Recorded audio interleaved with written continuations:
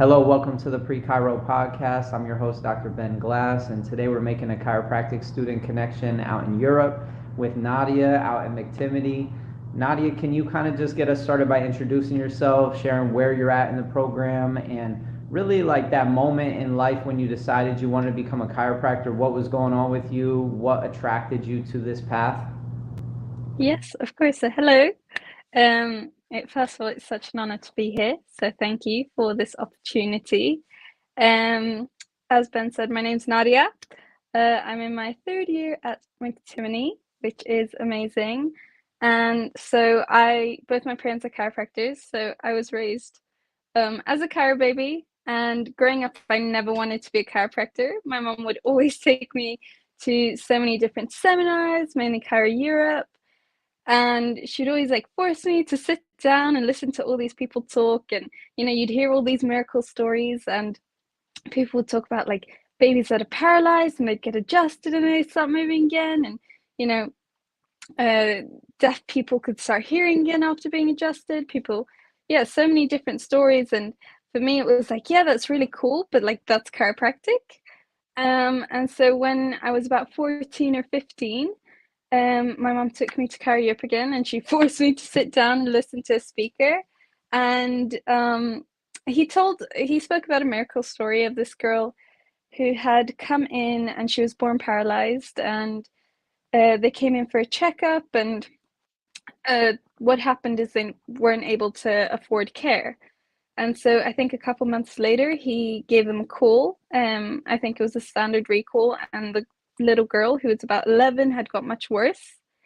And so he ended up treating them for free. And that first adjustment like lit up her eyes, and she like made a sound for the first time. And you could see that she had that proper connection that she had never had. And at that point, it was like, I don't really care about feet, because that was always my thing. I hate feet and I don't want to be around feet. But I knew I wanted to be a chiropractor, because like it doesn't just change one person's life, but it changes everyone's life around them. And yeah, it was a pretty cool moment. My mum was obviously very excited, very happy. And yeah, from then it's just kind of, she put me at work as a CA at 15, and it's just always been the path, I think, for me. Can you reflect on what it was like to be a CA at 15 and just being in your pre-chiropractic years before you get to chiropractic school? Yeah. Some of the most memorable moments you had, some of those life lessons that you learned being in the office, maybe just growing up as a chiro kid, some things that you're recognizing now as a chiropractic student were really valuable as far as shaping your context and your worldview, your orientation to like the different sort of awarenesses you developed maybe of the different Hmm. techniques available or the different paths that you could take within this thing called becoming a chiropractor? Of course. So I think growing up, it was me and my brothers, we were raised with this foundation to trust in chiropractic. And so, we've never been vaccinated, never taken any medication. And like, if we were feeling ill, tired, we couldn't study, the first and the only thing we would do was get adjusted. And like that, the same thing went for our pets. It's like, they're not going to the vet, they're getting adjusted. And it was something that we were really like instilled with these principles, that like the body has this ability to heal itself. And growing up in school, if we talk about vaccines, everyone's like, oh, she's not vaccinated. And it was like, this is a proud thing, this is like an amazing thing, because I don't need I well, we don't need other things except just allowing our body to express itself at its full potential. And so coming in as a CA, it was like, you'd have all these people. And I remember my first time working, I didn't realize there was a patient that had come in, and they weren't on a plan, and just randomly I started selling them a plan, and it's like, you can get this, you can get better at this and this and this and this. And it was just, I was like, it's not the time yet, we're not supposed to be selling plans. But it was kind of like, everyone that came in, it's like, you've chosen the best thing for you by stepping in through that door. And like, it's not just going to help you, but it's going to help everyone around you. And I would get my friends' parents to come in and get adjusted, my friends to come in and get adjusted. And for them it was like, okay, this is like kind of different, but it was like, it was a big thing, because chiropractic's a thing of like you give your everything to the people around you, right? And it comes from a place of love. And through that growing up, I see like my mom and the connections she's made just by being a chiropractor and being herself and doing that through love. And I think it's such a beautiful thing, and it's guided me to want to be the best person I can, both in my adjusting skills, but also within myself. Because when you grow and develop yourself on the inside, everything else around you will also develop. And I think working as a CA since 15, it's been a good reminder for why I'm doing what I'm doing. You see patients that come in and they can't walk, and they get adjusted and they can leave by themselves. They're walking on their own two legs, and it's those little miracles. And it just reminds me, and it reminds me of why I'm doing this, because it's not for me, it's for everyone that I can potentially help. And I think it's a beautiful, beautiful thing to be reminded of that purpose and that mission, just being around people constantly and seeing their eyes light up and their smile, and they're able to think better and breathe better and see better and all these beautiful things. It's amazing. Yeah, and just to kind of give some insight, what is it like to be a chiropractic student in 2023 these days? Obviously, you're in Europe, it's different depending on the school you're at, but what are some of the biggest challenges as a chiropractic student? Maybe you could share some things that you've been able to do to overcome those challenges, or what are you most focused on as a chiropractic student these days? I'm just curious if you could give some insight into where you're at with things in this moment. So currently going into year 3. So, or we've just started year 3. It's been a couple months. And it's been very focused on the pathology of diseases and how, people present with all of these diseases. And honestly, it's quite draining being around that, because you just hear why people are getting sick and sick and sick. And personally, I believe that, it's really important that we learn these pathologies so we understand how we're helping people. But at the end of the day, our goal is to express life, and innate does what it needs to do. So it's a bit of a conflict of interest there. But I think a really big motivator for me has been going to, the philosophy events that we started here in Abingdon, and now it's grown so big, and going to places like Chiro Europe and the UCA, where you're constantly reminded of your mission to serve, right? And your purpose of why you're doing what you're doing, because you get so many other things kind of pull you and drag you down. And it's so important to lift yourself up and even take time for yourself and really make sure that you are taking care of yourself first. And if you're not feeling good, like today I had a mental health day. We had uni, but I was like, I'm just going to take my own day for myself, and because I need it. And it's like things have been crazy, and oftentimes I find that I end up scheduling a lot of stuff for myself, and it's like go go go go go. But then you just need one day to like rest and take time for yourself and make sure that you're ready to take on that everything that will be happening and will be coming forth, because there's going to be so many blessings that come into your life, but you just need to be ready for them. Yeah, I hear you. Yeah, it's Yeah. a lot to be a student, and especially in your third year, you've been through so much. You've taken so many tests. You recently won an award. I think you won Student of the Year out in Europe. I'm Yes. just curious how you were acknowledged. What's the culture like at the school? Like, where's the emphasis placed? What, I guess, have you participated in that got you that acknowledgement? And just talk, you said you like to schedule a lot of things for yourself. Can you kind of just share some of the things that you're involved in? You said this philosophy event that you guys put on over there. What is that event, and what's it designed to do for students? Yes. So it was a beautiful honor getting that award. And like, when you kind of come in and you're like, oh, am I going to win it this year? Am I not going to win it? And it was so beautiful to be acknowledged in that way by like my chiropractic family here in the UK. And everyone has been so supportive in just helping me and everyone else grow. I think that's a very important thing. It's like you can only grow so much as the team around you, and it's been a very important thing for me also to be aware, like, this is not about me. I think that's what I keep coming to, like, it's not about me, even though I won this award, which I'm so grateful for, and it was beautiful to be acknowledged like that, but this is all for a higher purpose. And it was amazing, and it was beautiful. That guy Rickman, he gave me the award, and growing up I would see him talk, so it was like a huge thing. And how it kind of started was in January of this year. Well, yeah, we started putting on these philosophy nights, me and my co-workers at work.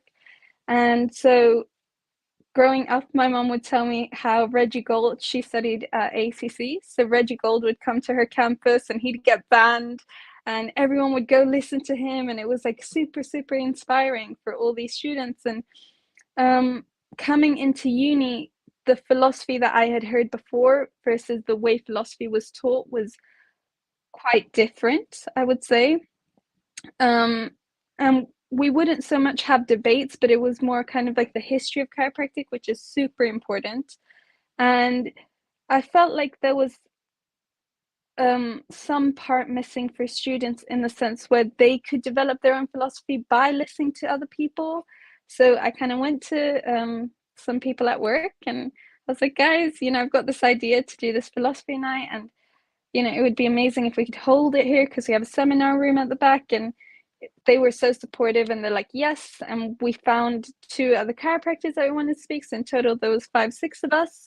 And we ended up hosting our first student philosophy nights, and there was 15 people, 15, 20 people. And it was such a beautiful, powerful moment to, be able to talk and really help, hopefully inspire people. And we then had 2 more in London and Bournemouth.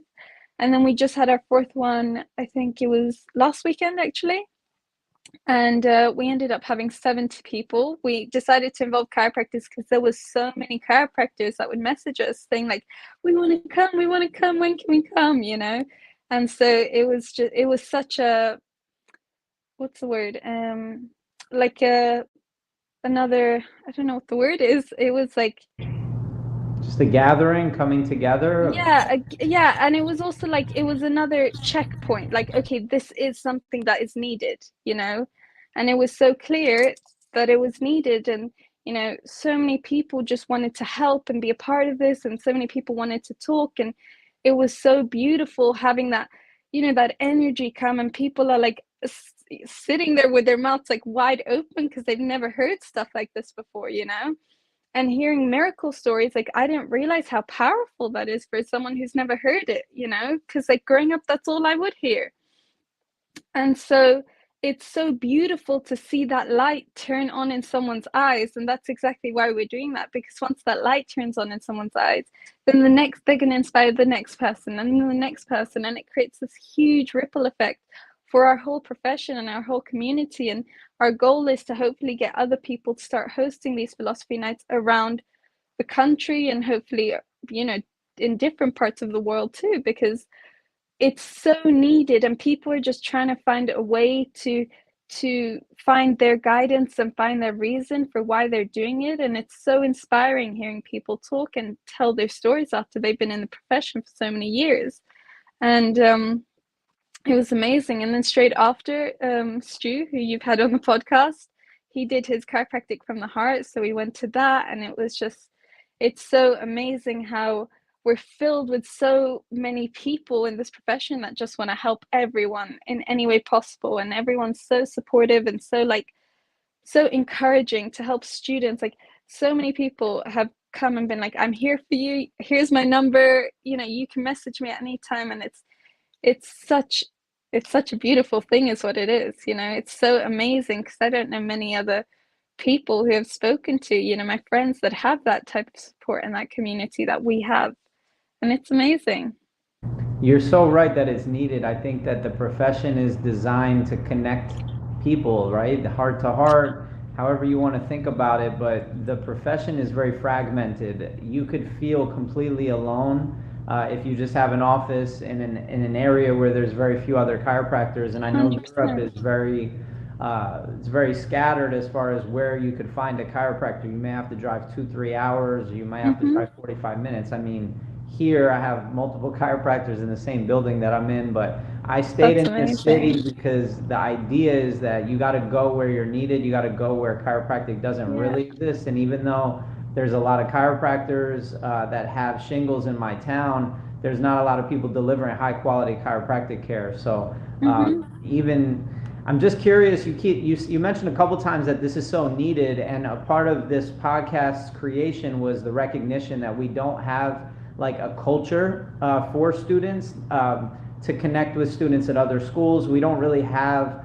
even cultures within the schools. You know, every student, it's very individualistic, and that's fine, but 100%. every student's going in their own direction, and every camp within the profession has got their own sort of events and their own seminars and their own certifications, and everybody's going in different directions, and there's a lot of incredible things happening, but nobody really even knows it's happening. And as a 100%. result, I think our profession is really thought of as a very divided profession, even though what you just described in your experience is that people will show up for you in, you know, the drop of a hat. If you make the opportunity for people to come together, people will come from hours away just to Mm-hmm. be amongst other chiropractors and get connected to people who are passionate and inspired like they are. So can you kind of just talk about like what needs to happen in your eyes, being in third year? If you like could wave a magic wand, how could we improve the culture of chiropractic on a profession level, but also within your school? I think if I could wave a magic wand, I would force everyone to go to Chiro Europe. That's like my one thing. I think a lot of times when you say, "Oh, you should come to this seminar," people think it's just, chiropractors sitting down and writing and it's super boring, but it's like it's the complete opposite. It's like it's the it's this community of life coming together. And it's like this high vibration that you don't feel anywhere else because all these people have is love and you feel it. And it's like, I've been to Car Europe and I've come back just crying from gratitude because it's like, this is it gets overwhelming at one point, but it's like, this is what we should be giving to our patients or patients, clients. But the only way you can do that is if you felt that. And I think unfortunately within school there's like they have to be within these certain bounds and like regulations of what they can say and what they can't say, especially in the UK. It's very regulated, and in doing so it really limits students and their ability to grow as a person themselves and like decide what their beliefs are and what their mission is and what their purpose is. Because, if a school's not encouraging students to go to events like this, and the only reason students are going is because a couple people in their class know about it, if not, there might even be none. Like it it's so sad when you see chiropractors leave uni, and I think it's like 1 in 5 chiropractors after 5 years stops being a chiropractor, which is so sad, you know? We've got such a beautiful gift. We've got such a beautiful gift of knowledge that we've been blessed with. And it's so important for people to understand like the the extent of to like the extent of power that has, you know? It's such a beautiful thing. And like even like you said, like you doing this podcast, it helps so many people understand what they're going into. Because if you don't want to help people and if you're doing this for selfish reasons like money, there's you can only grow so much, you know? And I think so many students, they kind of blindly follow what the school says and what the schools say because they know nothing else. And it's so important. Like now it's amazing because we have social media, right? And we can spread the message. But there's still there's still another step that needs to be taken. People need to be going to events like this. There's chiropractors that will sponsor students, sponsor so many people because they know the power of like at the extent of the power that we have. And it's so important for people to come to events like this, because like, you know, it's amazing. Like now I'm saying like, this is amazing, but sometimes I don't feel that way. And the way I find that power and motivation is surrounding myself with people that have that belief, because it reminds me of that belief, right? And it's so important that we build that community and that support around us for people to uplift us, because you know, we're humans. We need that, community, and we need those people around us. And we're not, like you said, chiropractic is super individualistic, and it gets really lonely if we don't have those people to support us. And there's very few people outside of that community that actually understand us. And so when we go to events and we connect to people, beautiful things happen, amazing things happen. And it's wonderful. Yeah, when I talk about culture, I'm talking about what are the routines that you see students having, because if a student doesn't create their own routine, then somebody will give them a routine. And what's happening, I think, is that the school gives you a routine, which is like study for your exams, pass your classes, jump through the hoops. But if you don't create a routine, which is like a supplemental education that's chiropractic centered, chiropractic specific, where you're developing skills, and that's the expectation of you if you're to stay within your cohort, or like if you're going to keep being able to spend time with the people that you want to spend time with, your fellow students, you're going to have to practice on your own. You're going to have to study on your own and show up. It's putting a lot of pressure on students to, I think, know what they need to do. I'm not sure that students really even know what skills they need to develop, but I'm just curious, from your vantage point, you're in your third year, like what skills are you now aware of that you know that you're not that good at yet, but you know that you need to go study, that most students are not really even paying attention to, or it's not even on their radar? I'm just curious, just because it seems like you're engaging in supplemental education. So in the UK, we're not allowed to go to adjusting seminars. So it's a bit tough to develop those skills, because of the GCC, unfortunately. So because we're quite limited, I think the way that I have found the best way to spend my time is connecting to people, but also working on personal development.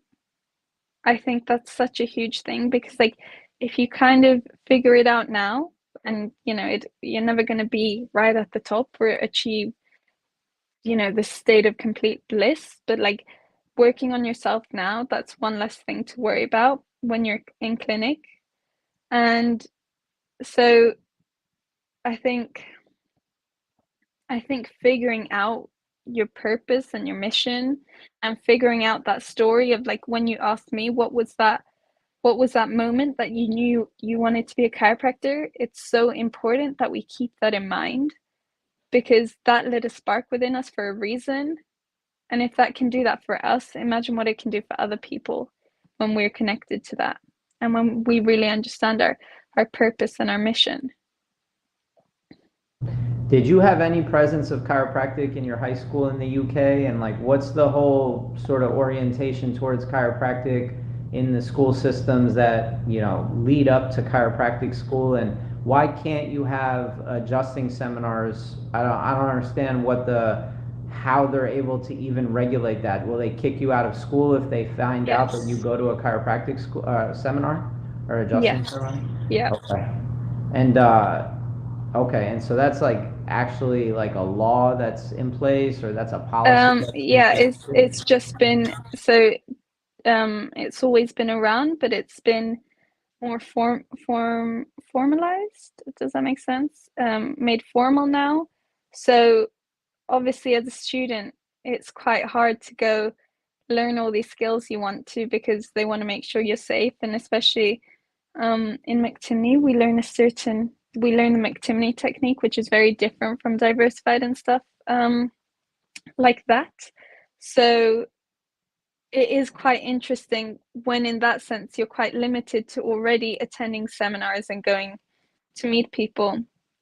And so when it comes to attending philosophy nights, that's not a seminar. So it's okay to attend that. When it comes to attending Chiro Europe, that's not a adjusting seminar. So that's okay. and things like the UCA2 in the UK.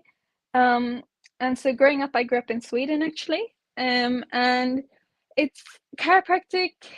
It like if you say, oh, my parents are chiropractor, they go, oh yeah, the back cracking thing.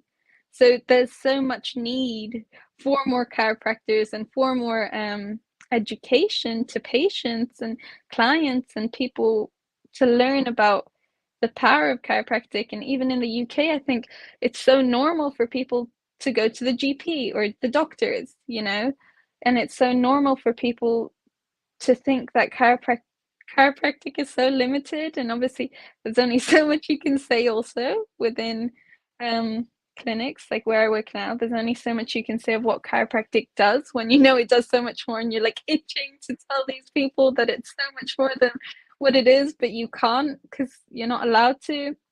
And I think that's a very big thing in what hinders us, I want to say, to grow to the extent we can, obviously. And it's quite an interesting thing, right?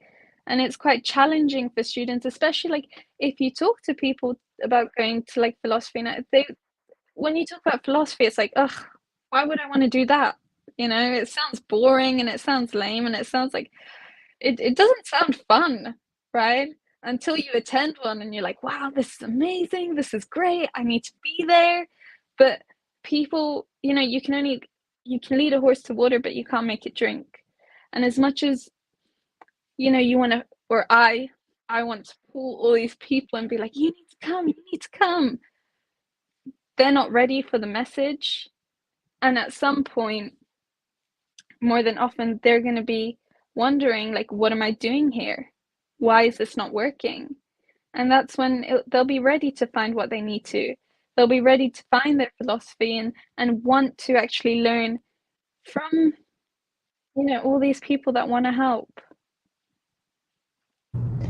Yeah, this is like the 300th interview that we've done on this podcast, and the reason why I keep doing the interviews is because somebody pops up on my radar like you who is getting acknowledgement as being like student of the year, and I'm like, okay, I have to hear who the student of the year is in 2023. I have to like engage you. And it was so easy. I just asked you to join me in conversation. You were like, sure, what time? Okay, let's do it.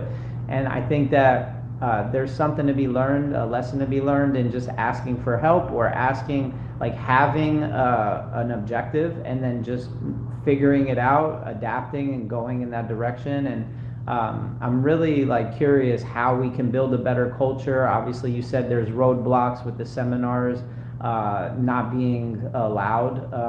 That's really interesting. Obviously, I'm imagining that with the internet nowadays, you can watch videos online and meet up with a group of students and just say, hey, we're going to have our student PALP group and we're going to figure it out together. But meanwhile, you have some curated information that was designed specifically for you. I'm curious, if we had like a chiropractic student mastermind, what are some things that you would like be interested in exploring with other chiropractic students, maybe in other parts of the world or even within your school? But just like, what do you kind of need other students to kind of show up and explore with you? Not talking about adjusting, but maybe talking about adjusting, maybe talking about specifically how you approach certain things, but usually you have to be in person for that. Just curious, if a virtual mastermind was happening with 15 other students, what would you be interested in talking about or exploring? That, first of all, that would be an incredible thing, and I think it would be amazing to be able to attend something like that as a student. For me, what really inspires me is stories. I think everyone loves a good story, and actually hearing people's experience with chiropractic is so powerful and so impactful, because we're not saying chiropractic does this, but you know, the patient, the client's coming in saying, this is what chiropractic has done for me. And it opens your eyes up to chiropractic's not just about back pain or neck pain or this bone's out of place, let's put it back in. It's so much more than that. And I think also one thing that I think is very much needed is the role of yourself as a chiropractor in business, and actually how to grow in business, and things like if being in an associateship, but also how you would lead an associate or associates around you. I think that's such an important thing and such an interesting thing, because people do it, and I haven't come to that stage where I'm learning constantly about it, but it is on my mind, and I want to figure out, yeah, what I want to do as a chiropractor, because I know I want to eventually have my own practice where I have, associates and stuff. But it would be very interesting to see the steps you would take to get to a certain place, which is far off in the future, but it's very good to have that goal in mind written down. Yeah, no, that's like a great prompt for one mastermind is let's explore what it's like to be an associate, to have an associate, to design the perfect associateship, win-win for Yeah. both doc and student or new Yeah. graduate and chiropractor that's bringing them in. Yeah, no, that's fascinating. And that's like a jumping off point, and then it's like, oh, what is this student like? Giving Yeah. opportunity for other students to give ideas, or even chiropractors to share that have, because like when you say that to me, I interviewed somebody recently. One of my most recent interviews was with somebody who has a company that does win-win associateship programs where Oh, they try wow. and educate chiropractors on how to That's have a win-win amazing. associateship, and they Yeah. try to educate new grads on how to have the best possible associateship, where Yeah. that's not ever really been thought of in the level of granular detail that this company Yes. Five Star Management has. So if you go on the YouTube channel Become a Chiro, the last interview was with Noel Lloyd.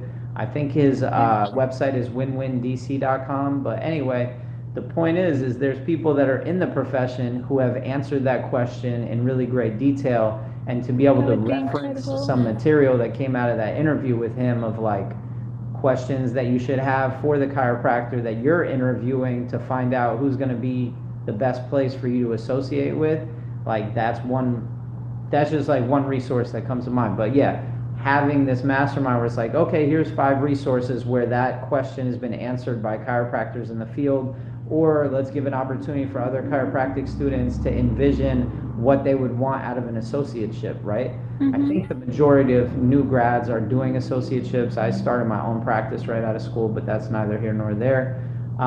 Thank you for your time today. Is Thank there you any so sort much. of final announcements you want to make, or anything that is sort of worth acknowledging if a student is interested in McTimney in the UK? Like, what are some of your favorite either Instagram people or YouTube channels or resources? Maybe there's a magazine put out by chiropractic students. Like, what's out there that will give students some insight into what it's like to be a McTimney student, or why they might want to consider going there?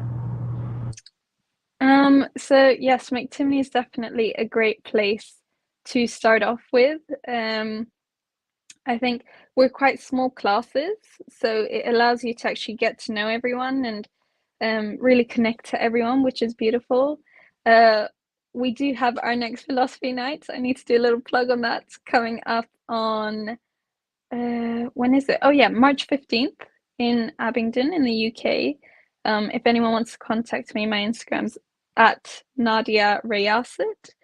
Um, but also one book that really, really, really inspired me was Arno Bernier's book, The Cafe of Life and the Mosquito Principle.